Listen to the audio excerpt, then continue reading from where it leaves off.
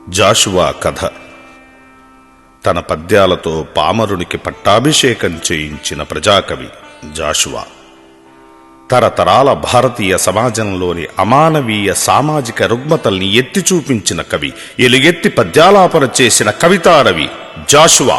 అచ్చ తెలుగు పదాలు ఆయన పద్యాల్లో ప్రవహిస్తాయి. పద్యంలోని విరుపులు మెరుపుల్లా మెరుస్తాయి. అంటరానితనంపై ఆగ్రహావేశాలు ఉరుముల్లా ప్రళయ గర్జనలు చేస్తాయి. మమత, సమత, మానవీయతలు అనుపల్లవిగా పల్లవిస్తాయి. నలునికి అశ్వహృదయం తెలిసినట్టు జాషువాకి పద్యహృదయం తెలుసు. పద్యరచనా ప్రక్రియలో అనితర సాధ్యం అతని మార్గం. పద్యం నడక, సొగసు, బిగువు, లఘువు తెలిసిన ఒకే ఒక్క కవికోకిల జాషువా. అతని కవిత్వం ఒక సామాజిక విప్లవం. అతని అక్షరం మహాత్ముని అహింసాయుధం. అతని పద్యం బుద్ధబోధామృతం. అతని గమ్యం అంబేద్కర్ నవయుగం. అందుకే ఆయన తెలుగు పూదోట పూసిన ఒక కవికోకిల, తెలుగు కవనలో ఒక నవయుగ కవి చక్రవర్తి, పద్య పద్మాలు విరిమాల ధరించిన పద్మభూషణుడు. ఆయన జీవితాన్ని సంక్షిప్తంగా తెలుసుకుందాం. జాషువా తండ్రి గుర్రం వీరయ్య, తల్లి లింగమాంబ. కులాంతర వివాహం చేసుకున్న ఈ ఆదర్శ దంపతులకు 1895 సెప్టెంబర్ 28న వినుకొండలో జన్మించారు జాషువా. నా కథ పేరుతో ఆయన రాసుకున్న తన జీవిత కథలో తన జన్మభూమి వినుకొండను ఇలా పలకరిస్తున్నారు.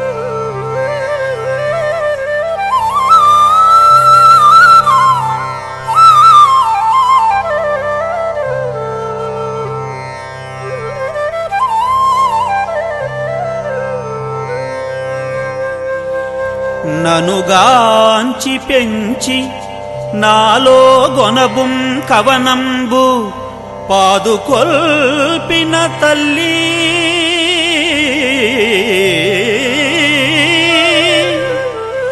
నను మరచిన నిను మరువను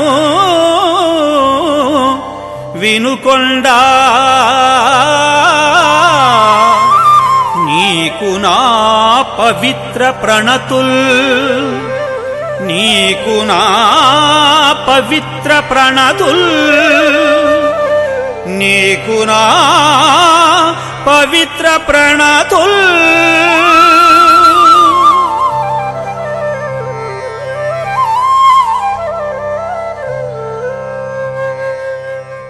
మత సామరస్యానికి పెట్టినూరు నే పుట్టినూరు, పలనాటి వీరుల సంగ్రామ దుందుభులు మార్మోగిన నేలమాది అని సగర్వంగా చెప్పుకున్నారు జాషువా.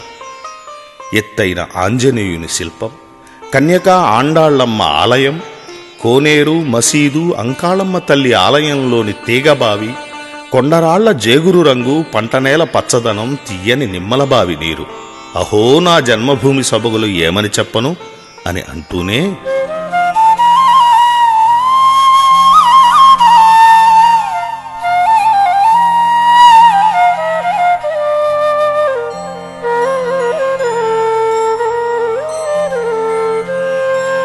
అవును కాదనలేని ప్రాయంబునందు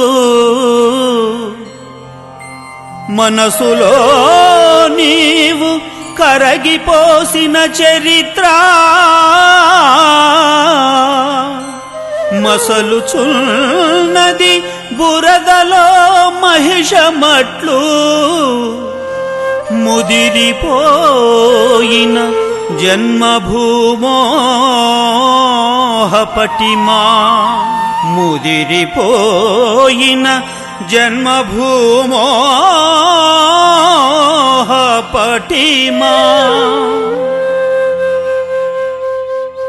అవును, ఆ నిమ్మల బావి నీరు ఎంతో మధురమైనవే. కానీ ఏమి ప్రయోజనం? ఒక్క నిమ్నజాతి వాని దాహం కూడా తీర్చలేకపోయింది ఆ బావి నీరు. మతం, కులం, అంటరానితనం, మూఢనమ్మకాలు అలుముకున్న అజ్ఞానపు దేశం కదా ఇది. చదువు రాని వాళ్లే కాదు, చదువుకున్న వారికి కూడా ఈ జాడ్యం పోలేదు. చదువుకి సంస్కారానికి సంబంధం లేదు అని వాపోయారు జాషువా. చదువు సంస్కారాల గురించి ఏమన్నారో వినండి.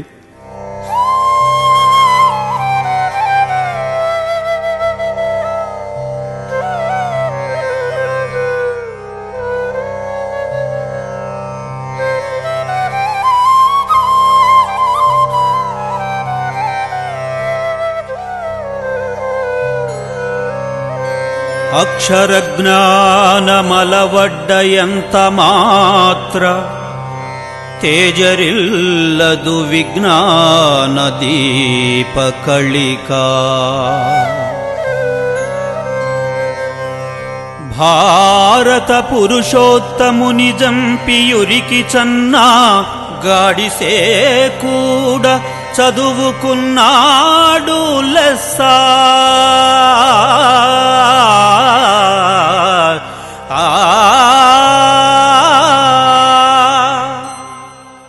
మహాత్మా గాంధీని పొట్టన పెట్టుకున్న గాడ్సే ఎంతో చదివినవాడే కదా అంటారు. బట్టియం కుట్టించే విద్య వల్ల వివేకం రాదు. కుల మత ద్వేషాలు లేని సంస్కారాల్ని తల్లిదండ్రులు, గురువులు చిన్నప్పటి నుండే చక్కగా బోధించాలి. ద్వేషాగ్నిని పసిమనస్సుల్లోంచి తొలగించాలి అంటారు. అలాంటప్పుడే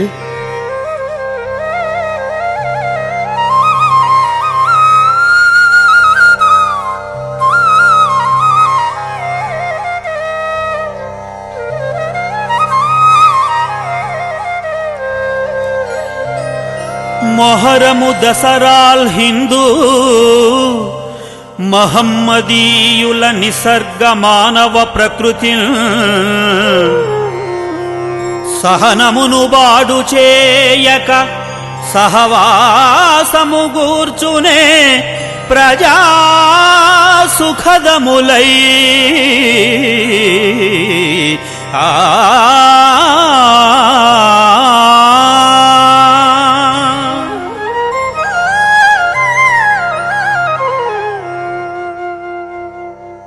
అవును, అరబిక్ కవితా పోకడల్ని, తురుష్క కావ్య సొబగుల్ని గుదిగుచ్చి తేనియలాంటి గీతాలల్లిన ఖాదర్ ఖాన్ మా వినుకొండవాడే అంటూ ఆయన్ని తలచుకున్నారు జాషువా.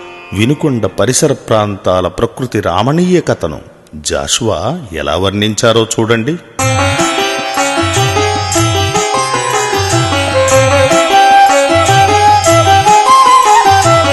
ఏట్రింత పిట్టపై ఎగసి పల్టీ కొట్టి వయ్యారముగ నేల కురుకుచుండ ఈకె తుమ్మల నుండి బెలగూవ జంటలు సనసన్న గుడగుడ మనులు సేయ చెట్ల కొమ్మల దాగి చెవులు గింగురువోవ ఈల పురువుల పిండు గోల పెట్ట పొలము గట్టుల కాపు పొలుతు కల్పొలికేక పెట్టుచూ వడెసెలల్ విసురుచుండా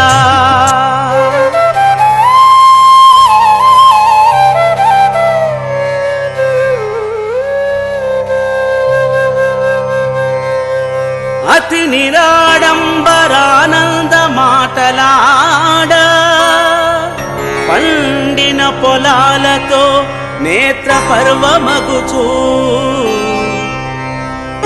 ప్రబలునే నీదు పరిసర ప్రాంత లక్ష్మీ పెద్ద నగరాల పెనుహడావిడులు లేక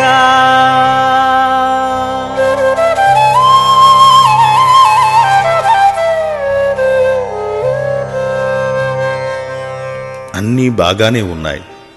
ఇవన్నీ మనసును మైమరిపిస్తాయి. అంతేకాదు, అక్కడ పెద్ద కులాల వాళ్లు కులం పేరు పెట్టి నీచంగా పిలిచే పిలుపులు వినిపిస్తాయి. ఈ అమానవీయత నుండి బయటపడాలని జాషువా మనస్సు క్రైస్తవం వైపు మళ్ళింది. కాని అక్కడ కూడా కొంగ భక్తిని సహింపలేకపోయారు. ఏమన్నారో వినండి.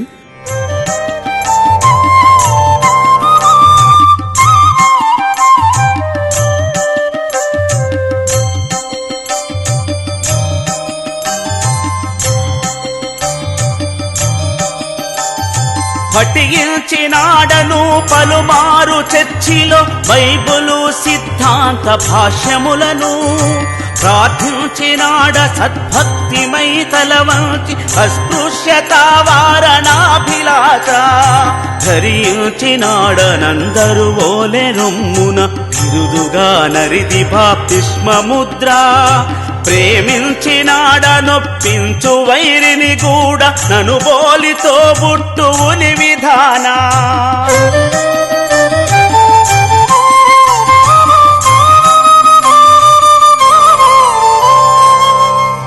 అన్నమాట దప్పకాచరించితిగాని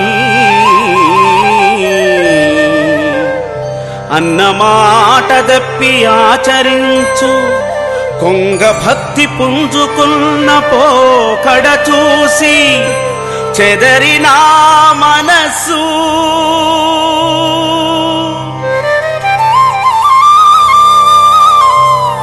చివుకుమని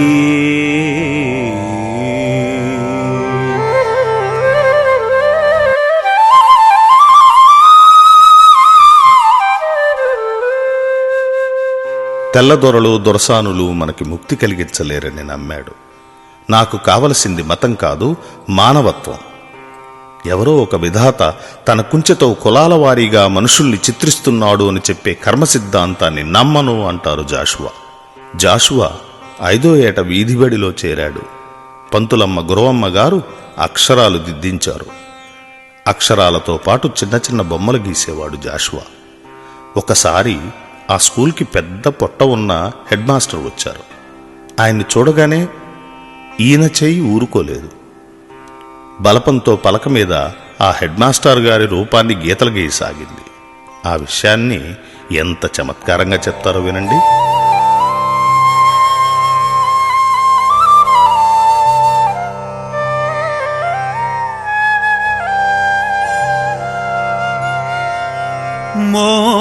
మోహమూరు కొనదు ముద్దు ముద్దియ చంత కవిత మంచిదైన కదలు తనువు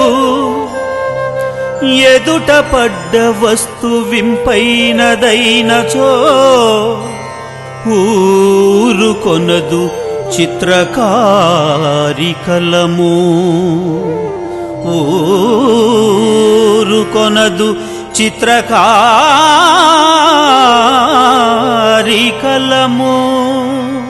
ఆ బొమ్మ హెడ్ మాస్టర్ గారు చూసి కోపగించుకోక వీడు కాలాంతకుడు అంటూ పగలబడి నవ్వారు. ఒక రోజున జాషువా వీధిలో నడుస్తూ ఉన్నాడు. 4 బ్రాహ్మణ కుర్రాళ్ళు ఎదురుపడ్డారు.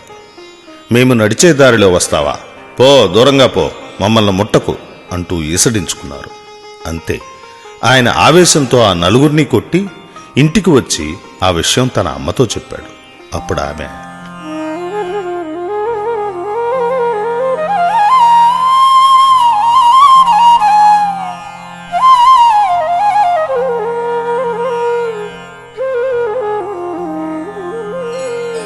ఏడిచి చెప్పితిల్ విషయమెల్లను నా జనయిత్రి గృచ్చి ముద్దాడుచు నాయనా ఇది భయంకర దేశము వర్ణభేదముల్ గూడు కట్టుకున్న వనకూడదు పంచమజాతి వారికి కూడు హుళక్కి మానవత కూడ హుళక్కి హుళక్కి జన్మముల్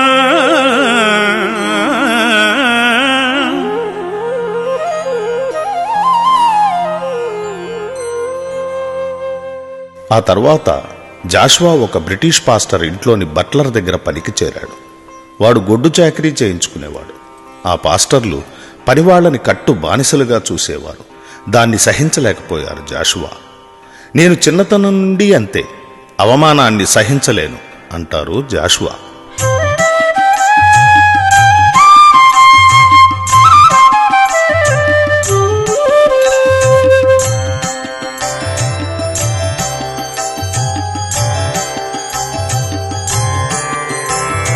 సహింపదయ్య శైశవమందె నా చిన్ని చిత్తంబు తెలవారి పెత్తనంబు హర్షించదయ్యే నాయంతరంగము నిసర్గ జ్ఞానమరి కట్టు కట్టు కదలు ఓర్చుకోదయ్యే నాయుల్లంబు కులమద గ్రస్తుల క్రీగంటి నేస్తమునకు కొట్టదయ్యే నా యుక్తి నేరని దివ్వ దరిలేని కర్మ సిద్ధాంతములను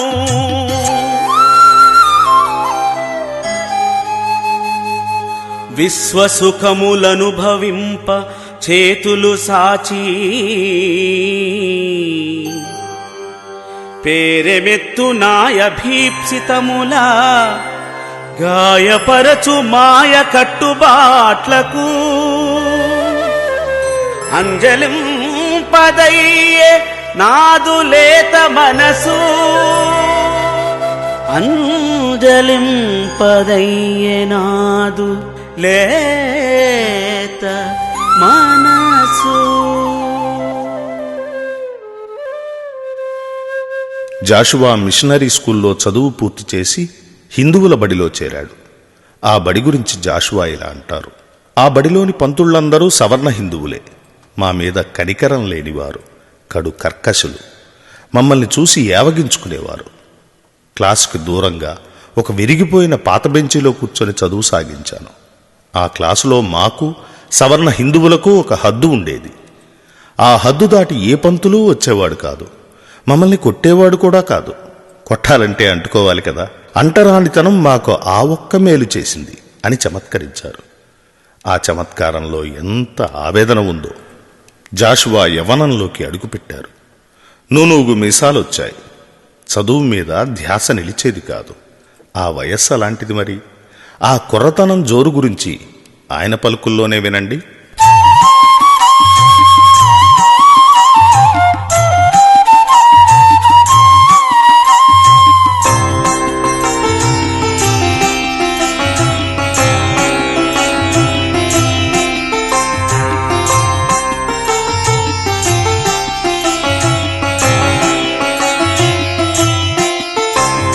పదునుగా చూపుల బాణాలు గురిపెట్టి విద్యార్థినుల మీద విసరివైచి చదివినా చదువెల్ల చాప చుట్టగా చుట్టి పంతుళ్ళ మోమున బారవైచి మాతాపితల నీతి మాటలు గుదిగట్టి పాతాళ గంగలో బారవైచి నీ మార్గమున కడ్డు నిలుచువాడెవడైన చెలికాండ్ర పురి కుల్పి చిదుక కొట్టి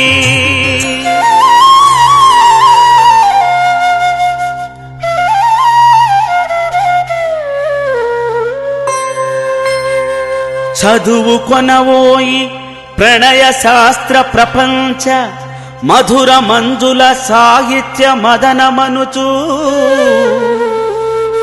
గట్టిగా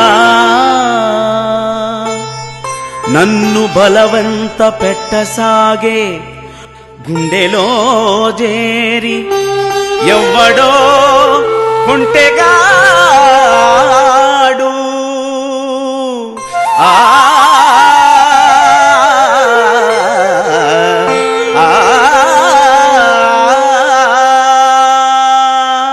చదువు ముగిసింది.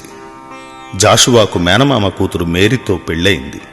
ఒక పల్లెటూళ్ళలో బడిపంతులుగా చేరారు. అప్పటికే తెలుగు నేలకు ఆంగ్లం అనే జాఢ్యం పట్టుకుంది. కనీసం తిట్టుకోవడానికైనా తెలుగు పనికి రాకుండా పోయింది. తెలుగు కవిత్వాన్ని నిరసిస్తున్న రోజులవి. ఆ సమయంలో తెలుగు కవిత్వానికి ఊపిరిపోశారు తిరుపతి వెంకట కవులు, కొప్పరపు కవులు. ఎప్పుడూ సీతారాముల పెళ్లిళ్ళు, రాధాకృష్ణుల రతీకళా విలాసాలు, త్రేతాయుగం, ద్వాపరయుగం నాటి యజ్ఞయాగాలు ఇవే నా కవిత్వం అంటే అని ప్రశ్నించుకున్నారు జాషువా. జూపూడి హనుమత్ శాస్త్రి గారు జాషువా గారికి కాళిదాసు కావ్యాలని ఎలాంటి దాపరికం లేకుండా నేర్పారు.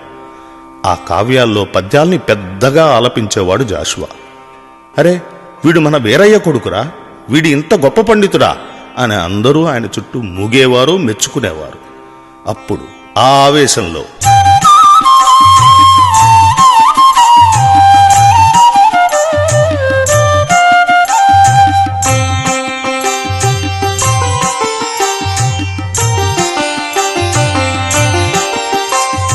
నా తోడి బాలురందరూ పృచ్ఛకులు కాగా తలతో కలేని పద్యములు చెప్పి కులుదీర కనుపట్టు ప్రతి పదార్థము మీద కృతులల్ల కలము కాగితము దడవి ఆకలింపుడు పద్యముల నల్లితి నంచువలదన్న వారి వీనులకు పులిమి 10 మంది గలరచ్చ పట్ల నల్లన చేరి కవిత ప్రసంగం గదలవైచి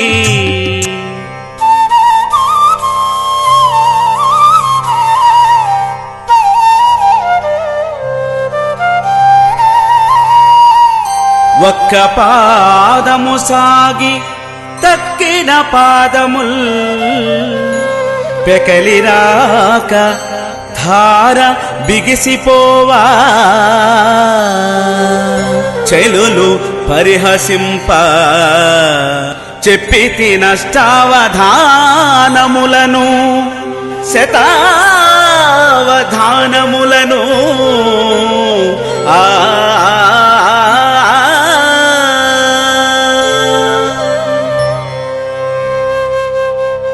ఆ తర్వాత గణబాధల్ని యతి ప్రాస భావ రస ఇబ్బందుల్ని నెమ్మదిగా అధిగమించారు.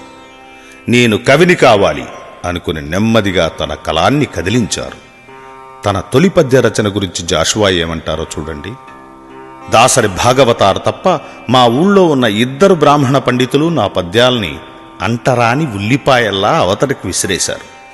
కులహంకార నిప్పుల కుంపటిలో నిలబడే కలం పట్టాను అంటారు జాషువా. జాషువా మిత్రుల్లో వెంకటప్పయ్య మంచి గాయకుడు. ఒక రోజున వారిద్దరూ ఊరి చివర దేవాలయ సమీపంలో పచ్చికలో కూర్చున్నారు. వెంకటప్పయ్య పాట అందుకున్నాడు. ఆ పాట విని గుడిలోని పూజారి వెతుక్కుంటూ వచ్చి వారిని చూసి వెంకటప్పయ్యతో,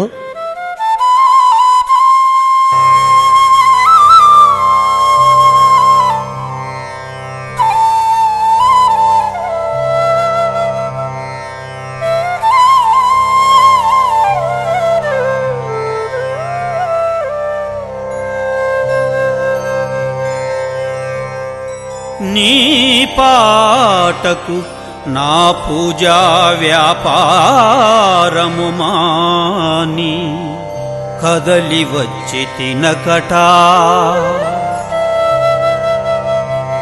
బాపన కులమున పుట్టక పాపపు సాతాని కులము పాలైతి గదా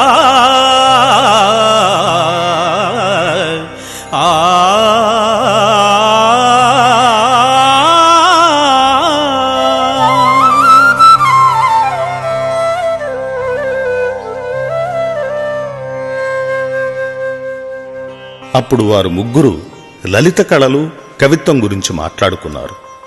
రేయ్, బ్రాహ్మణుని భార్యను చెరబట్టడం ఎంత ద్రోహమో, బ్రాహ్మణులు కాని మీరు కవిత్వం వలినా అంతే దోషం అని చెప్పాడు ఆ పూజారి. ఆ మాటలు అగ్ని బాణాల్లా జాషువా గుండెల్లో దిగబడ్డాయి. అప్పుడప్పుడే చిగురాకులు వేస్తున్న కవిత్వం అనే లేత ఆకులకు మిడతల పోటులా తగిలాయి. ఆ మాటలు జాషువాలో కసిని పెంచాయి. ఆ విషయం గురించి జాషువా ఏమంటారంటే, నన్ను కించపరచిన వాళ్లకి పద్య కవిత్వంతో ఛందస్సుతో తిరుగులేని జవాబు చెప్పాలనుకున్నాను అంటారు. ఆ సమయంలో జాషువా 2 అవరోధాల్ని ఎదిరించి నిలబడాల్సి వచ్చింది.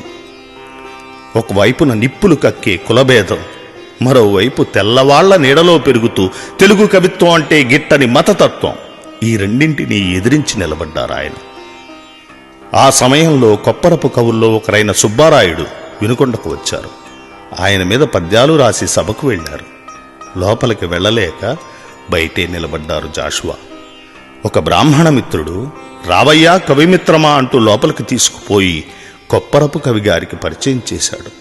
ఇంతలో ఈ నిమ్నకులం వాణ్ణి లోనికి రానిచ్చింది ఎవరు అని జాషువాను ఆయన మిత్రుణ్ణి తిట్టిపోశారు బ్రాహ్మణులు. ఒకసారి బంధువుల ఇంటికి ఓ పల్లెటూరికి వెళ్లారు జాషువా.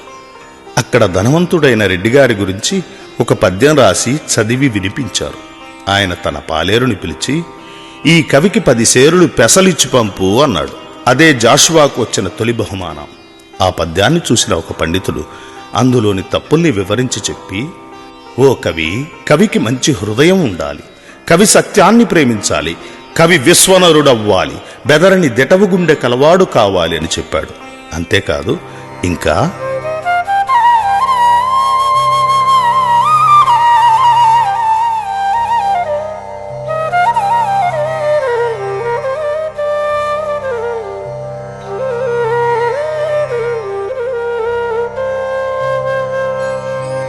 వర్ణిత పదార్థమాత్మన్ జీర్ణము కావలయు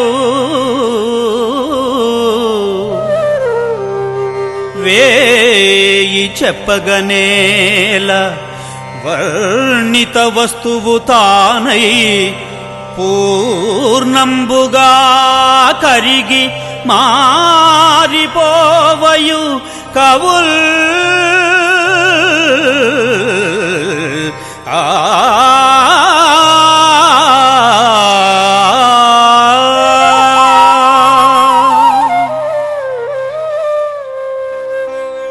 కవి ఏ విషయాన్ని వర్ణిస్తున్నాడో తానే ఆ విషయమైపోవాలి. అప్పుడే కవిత్వం పండుతుంది. కవిత్వానికి భావం, భాష రెండు కళ్ళు. అయినా ఈనాడు తెలుగు కవిత్వానికి విలువెక్కడుంది? ఈ కవిత్వం రాసి భారవి, భవభూతి, బాణకవులు ఏం సుఖపడ్డారో. ఎందుకు నీకు ఈ కవిత్వం అంటూ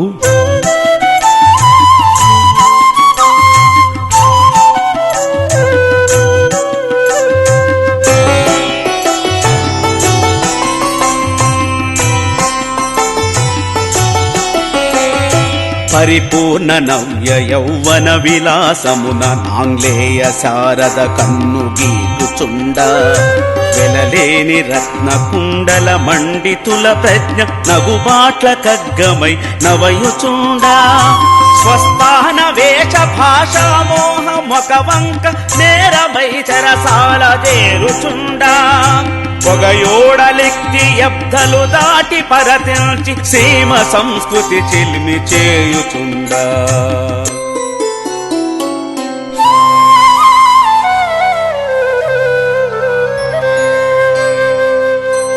ఉరుదుకున్న పాటి కరకుందనములేని కలికి భాషనెవడు కాంచసేయు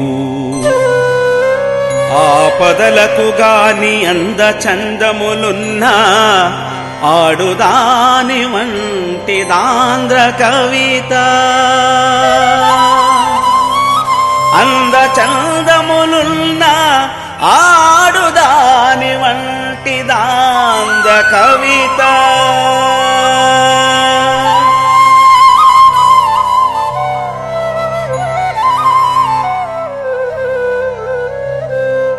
అని ఆ పండితుడు చెప్పాడు. ఆ పండితుడు చెప్పింది అక్షర సత్యం. అది ఆ తర్వాత నాకు అర్థమైంది అంటారు జాషువా. జాషువా గారికి ఆ రోజుల్లో 3 నెలలకి 3 రూపాయల జీతం. క్రైస్తవ సంఘాల్ని విమర్శించటంతో క్రైస్తవ సంఘాలు ఆయన్ను బహిష్కరించాయి. ఆ అత్యసర జీతం కూడా ఇవ్వకుండా నిలిపేశారు. ఉద్యోగం పోయింది. దానితో ఉద్యోగం కోసం ఎన్నో చోట్ల తిరిగారు.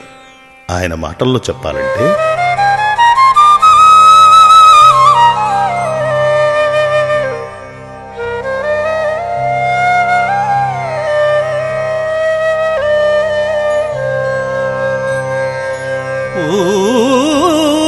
ఊడెల్ బడి పంతులు పని ఊడెల్ మర్యాద ఊడెనుత్సాహములో నూడని సంసారము వెంటాడన్ తిరిగి తిని పల్లియలు పట్టణముల్ తిరిగి తిని పల్లియలు పట్టణముల్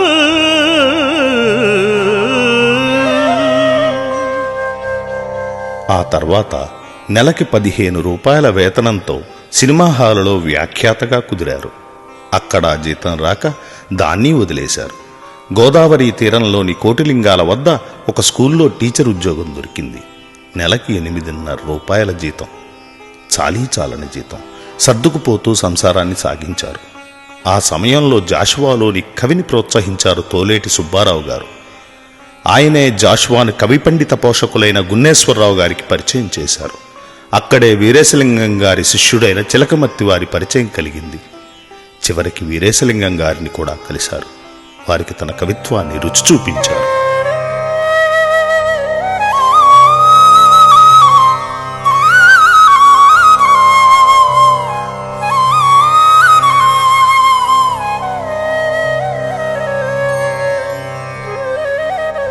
ఒకడు ప్రోత్సహింప నొకడు నిరసింప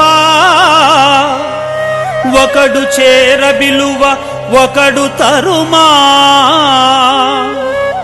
మిట్ట పల్లములను మెట్టుచు నెట్టులో పలుకులమ్మ సేవ సలిపినాడా ఆ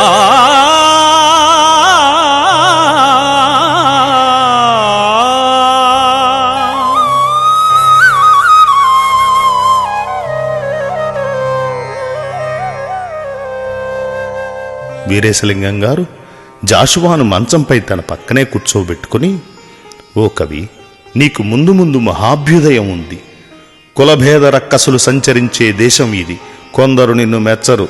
వారు మెచ్చినా మెచ్చకపోయినా నీ కృషిని సాగించు. నీకు పుట్టుకతో అబ్బిన ఈ కవిత్వ రచనను ఆపకు అని ప్రోత్సహించారు. చిలకమర్తివారైతే జాషువా పద్యాలు విని ఆనందం పట్టలేక కౌగిలించుకున్నారు. ఆ గోదావరి తీరంలో గడిపిన కాలాన్ని జాషువా గారు ఏమంటారో వినండి.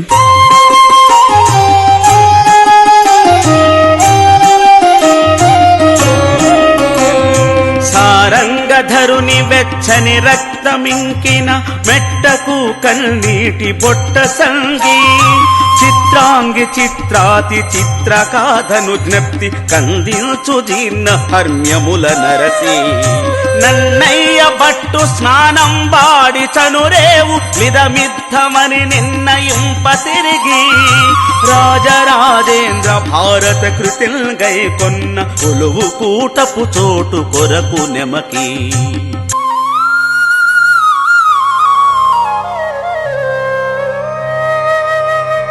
పండితులు రచ్చ చేసి వివాదపడుచు ఘనుడు శ్రీనాథు దృష్టికెక్కిన స్థలం ఇది ఇదౌనంచునిది నిర్ణయించలేక మధుర మధుర స్మృతుల మేను మరచినాడా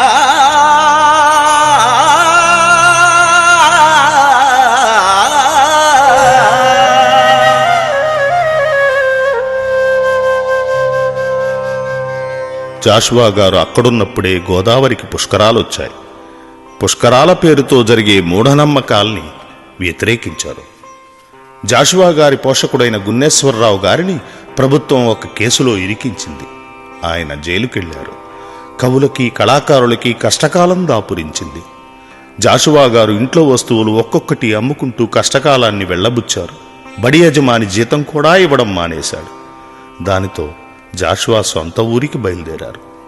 విజయవాడ రైల్వే స్టేషన్లో ఫిలిప్ అనే మిత్రుడు కలిశాడు. గుంటూరులో ఉన్న ట్రైనింగ్ స్కూల్కి క్రైస్తవం తెలిసిన తెలుగు పండితుడు కావాలి అని అడిగాడు. సరేనని అక్కడ చేరారు జాషువా. అప్పుడే యేసుక్రీస్తు పుట్టుకను తెలిపే ఒక నాటకం రాశారు. భారతి పత్రికలో ఒక వ్యాసకర్తగా కాశీనాథుని నాగేశ్వరరావు గారు జాషువాకు అవకాశం కల్పించారు. కర్ణ అనే వ్యాసం మొదటిగా అచ్చయింది. 25 రూపాయల పారితోషికం అందింది. ఓ రోజున గుంటూరు నుండి తెనాలికి రైలులో వెళ్లే సమయంలో భట్టిప్రోలు వాసి సూర్యప్రకాశరాయునితో పరిచయం అయింది. ఆయన బాపట్లకు చెందిన రావూరి శ్రీశైలపతి గారిని పరిచయం చేశారు. జాషువా కర్ణుని గురించి రాసిన పద్యం విని, ఓ కవి, ఇవి పద్యాలా? కాదు, కర్ణుని విల్లు నుండి వదిలిన బాణాలు అని ప్రశంసించి శివాజీ కావ్యానికి కృతిపతి అయ్యారు. ఆ తర్వాత ఆనాటి గుంటూరు జిల్లా బోర్డు అధ్యక్షులు జాగర్లముడి కుప్పుస్వామి గారు జాషువా కవిత్వాన్ని మెచ్చి బాపట్ల జిల్లా పరిషత్ స్కూల్లో తెలుగు టీచర్ ఉద్యోగంలో నియమించారు. తర్వాత వినుకొండ స్కూల్కి మార్పించుకున్నారు. అక్కడి హెడ్ మాస్టర్ కోరిక మేరకు పెరదౌసి కావ్యాన్ని రాసి ఆ హెడ్ మాస్టర్ తండ్రికి అంకితం ఇచ్చారు జాషువా. ఓ రోజు పండువెన్నెల్లో కూర్చొని స్వప్న కథ కావ్యాన్ని రాసి పిఠాపురం జమీందారికి అంకితం ఇచ్చే ప్రయత్నం చేశారు, కానీ ఫలించలేదు. పబ్లిక్ ప్రాసిక్యూటర్గా పనిచేస్తున్న కనిగిరి తాలూకా బోర్డు అధ్యక్షులు మాలకొండారెడ్డి గారితో పరిచయం కలిగింది. ఆ తర్వాత బుచ్చిరెడ్డిపాలెంలోని బెజవాడ చంద్రారెడ్డితో స్నేహం కుదిరింది. వారిద్దరూ జాషువాను వెంకటగిరి జమీందారు దగ్గరకు తీసుకువెళ్లారు. ఆ సమయంలోనే నెల్లుట్ల అనే కవి ఒక కావ్యం రాసి జాషువాకు అంకితం ఇచ్చారు. ఆయన తన అంకితంలో ఇలా ప్రశంసించారు.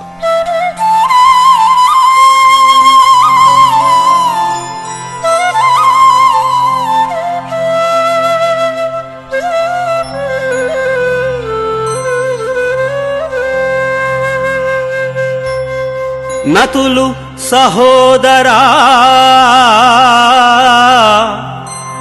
నిను మనంబున జూచితి నీ కృతుల్ సమంచిత రసికోత్తమ భ్రమర సేవిత మంజుల పుష్ప మంజరీ తతులు సమకూర్చయే తెలుగు తల్లికి భేషుర జాషువా సువాసిత సకలాంధ్ర భూవలయ సిద్ధ కవిత్వ వసంత వైభవా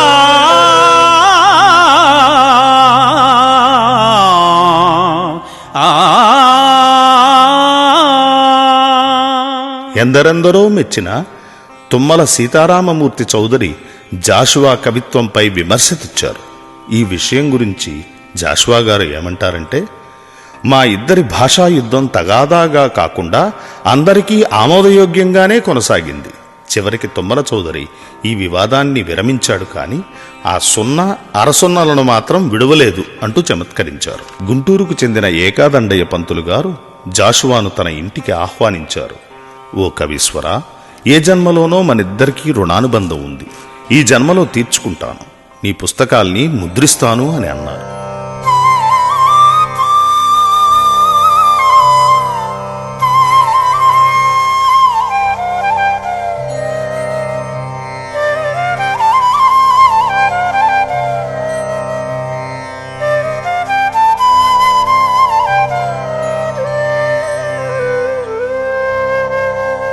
అసలు కవనమన్న అందలి రసమన్న ముక్కు మొగ మెరుంగ నిక్కముగను కవనమందు నీవు ఘటికుండవని వింటి చేతనైన మేలు చేయనుల్టీ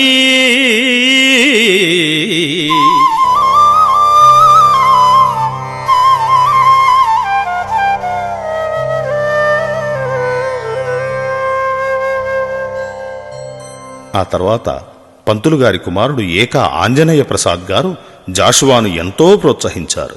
గుంటూరులో ఇల్లు కట్టించి ఇచ్చారు. 3 ఎకరాల మాగాణి బహుకరించారు. రెండో ప్రపంచ యుద్ధ సమయంలో మాలకొండారెడ్డి గారు జాషువా గారికి నెల్లూరులో ఉద్యోగం ఇప్పించారు.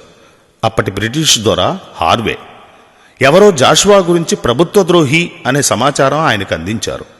అతన్ని ఉద్యోగం నుండి తొలగించండి అని తాకీదు పంపారు.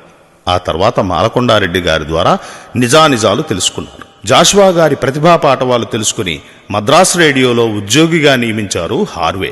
తిక్కవరపు రామిరెడ్డి గారు కోరగా కాందిశ్రీకుడు అనే గ్రంథం రాసి రామిరెడ్డి గారి భార్యకు అంకితమిచ్చారు జాషువా. ఆ తర్వాత బెజవాడలో జాషువాకు గొప్ప సన్మానం జరిగింది. చెళ్లపిల్ల వెంకట శాస్త్రి గారు జాషువా కవిసింహుడు అని శ్లాఘించారు. బంగారు గండపెండేరం కాలికి తొడిగారు. ఏనుగుపై బెజవాడ పురవీధుల్లో ఊరేగించారు. ఢిల్లీ నుండి మద్రాసుల మధ్య ఎన్నెన్నో సన్మానాలు జరిగాయి. బొంబాయిలోనూ ఘనసత్కారం జరిగింది. ఆకివీడులో సన్మానం పొంది ఇంటికి తిరిగి వచ్చారు జాషువా. ఆ రోజు ఆయన జీవితంలో చీకటి అలముకున్న రోజు. ఆ రోజు గురించి జాషువా ఏమన్నారో వినండి.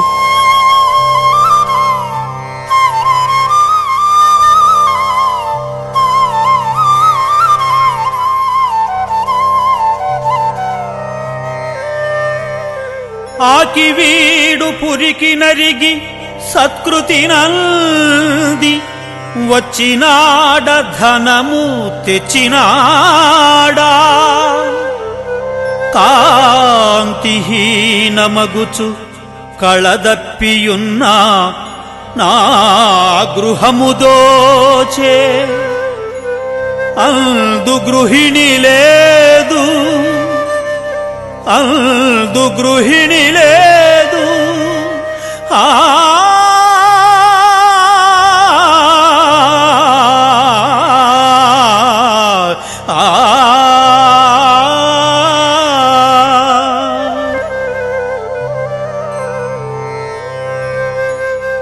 రోజు జాషువా గారి అర్ధాంగి మేరీ పరమపదించారు.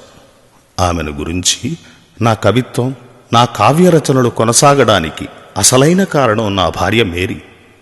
ఆమె మహిళాలోకానికి శిరోమణి. నా ఈ స్థితికి ఆమె చాకిరే కారణం.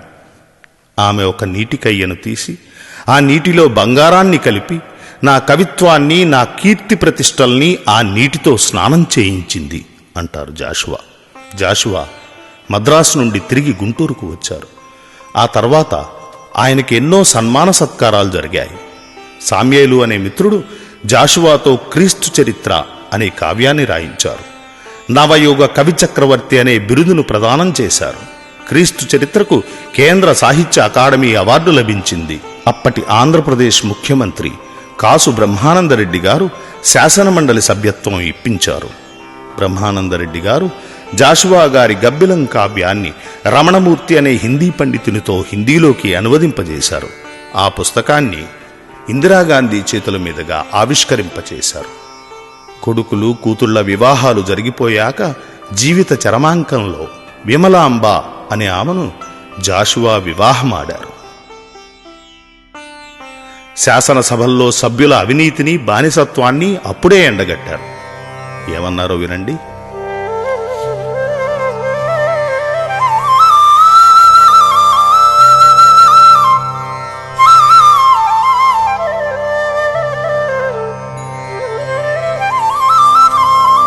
చేతులెత్తుడన్న చేతులెత్తెడివారు, నిలువుడన్న లేచి నిలుచువారు, చదువుకున్నవారు చదువెరుంగని వారు, ఉభయ సభలలో నుందురచట, ఉభయ సభలలోన ఉందురచట.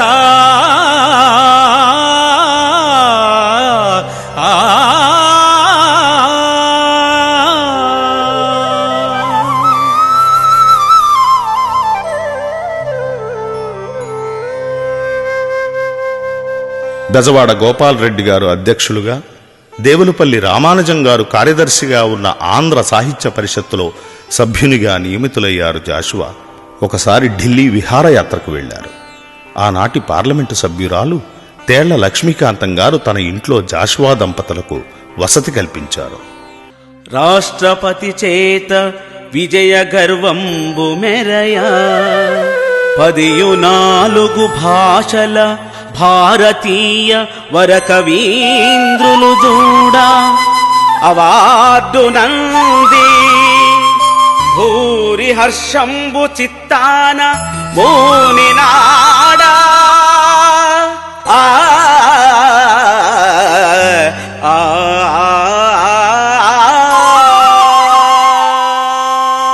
తాజ్మహల్ ని చూసి జాషువా ఉత్తేజం పొందారు.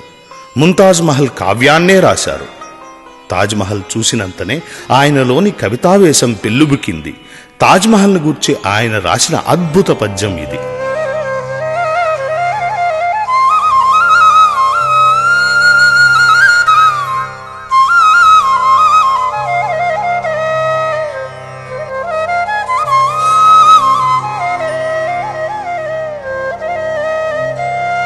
ముదిరిన ప్రేయసీ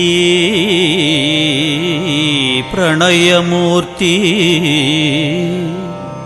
తిరోహితమైన వెంటనే యదనపుటగ్ని పర్వతములెన్ని పెఠిల్లున బ్రద్దలయ్యేనో కదా. సులతానురాజు తెలిగన్నుల రాల్చిన భాష్పధారలే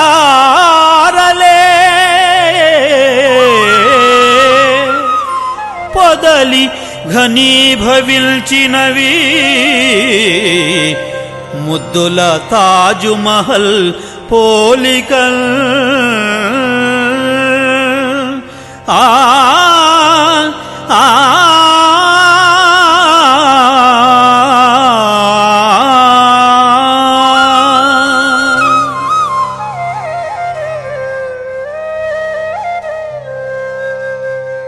ఢిల్లీ నుంచి వచ్చాక నల్గొండలో ప్రత్తిపాటి సుబ్రహ్మణ్యం గారు, తెనాలిలో కాకుమాను సుబ్బారావు గారు, మంగళగిరిలో బొల్లా శ్రీనివాసరావు గారు, హైదరాబాదులో కృష్ణరాయాంధ్ర భాషా నికేతన్ వారు, వినుకొండలో నాటి జిల్లా పరిషత్ అధ్యక్షులు మేడూరి నాగేశ్వరరావు గారు, పొన్నూరులో నాటి సమితి అధ్యక్షులు పాములుపాటి అంకినేడు ప్రసాద్ గారు, కారుమంచి సుబ్బయ్య గారు, గుంటూరులో మాధవరెడ్డి గారు, పూనా బొంబాయి నగరాల్లోని తెలుగువారు, వరంగల్ పురప్రజలు, ఇలా ఎందరెందరో ఎన్నెన్నో సన్మాన సత్కారాలు చేశారు.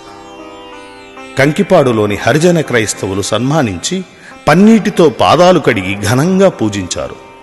అది జాషువాకు నచ్చలేదు.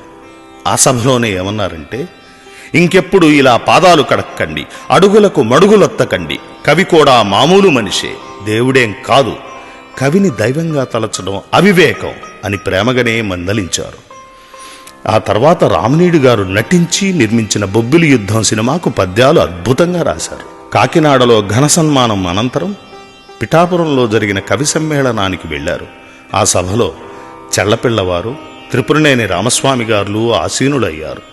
వారి సరసన జాషువా ఉండడం కొందరికి నచ్చలేదు. జాషువాను విమర్శిస్తూ ఒక బ్రాహ్మణ కవి ఉపన్యసించాడు. దానికి జాషువా,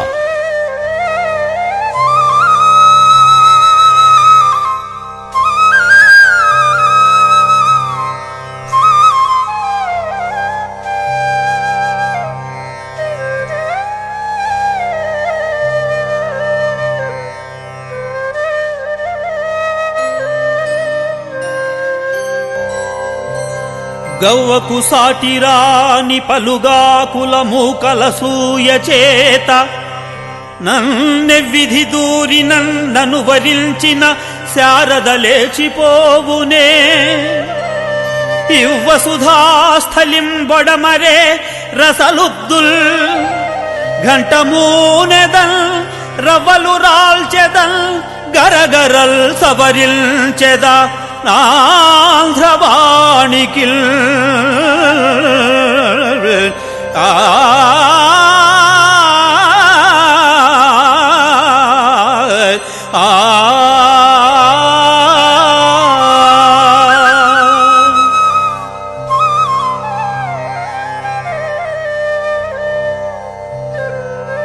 అని గర్జించారు. ఆ గర్జనే తెలుగు సాహిత్యంలో సింహగర్జనగా మారింది. ఆంధ్ర కవిత్వానికి నూతన జవసత్వాలనిచ్చింది. తెలుగు కవితా కోకిలమ్మ నవ్యగీతాలను ఆలపించింది. తెలుగు సారస్వతం నూతన పుంతలు దొక్కింది. పద్యం ప్రజలకు నైవేద్యంగా సమర్పించిన జాషువా గుంటూరులో 1971 జూలై 24న తనువు చాలించారు. జాషువా అన్నట్లే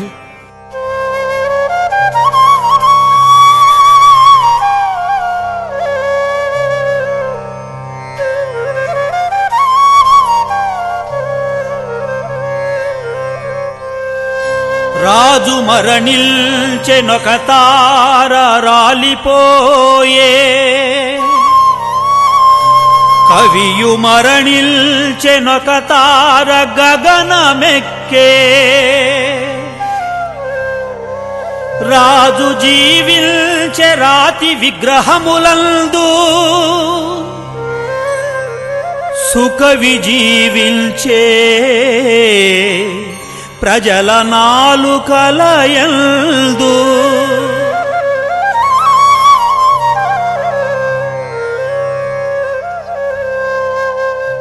వేల వేల సంవత్సరాల తెలుగు సాహిత్య జగత్తులో వేమన తర్వాత ప్రజల నాలుకల మీద నిలిచిన ఒకే ఒక్క కవి, కవి కోకిల, కవి విశారద, కవిసింహ, కవి దిగ్గజ, మధుర శ్రీనాథ, కవి సామ్రాట్, నవయుగ కవి చక్రవర్తి, కళాప్రపూర్ణ, పద్మభూషణ గుర్రం జాషువా మాత్రమే.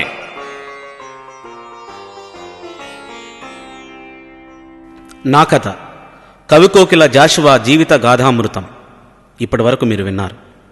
రచన కూర్పు శ్రీ బొర్రా గోవర్ధన్, వ్యాఖ్యానం శ్రీ అంబటి మురళీకృష్ణ, గానం పివి రమణ రసూల్, స్వరకల్పన శ్రీ గరిమెళ్ల గోపాలకృష్ణ, సంగీతం శ్రీ గొటికల జాషువా, ఏంజల్ డిజిటల్స్ గుంటూరు. సమర్పణ arts and letters, Hyderabad. Hyderabad.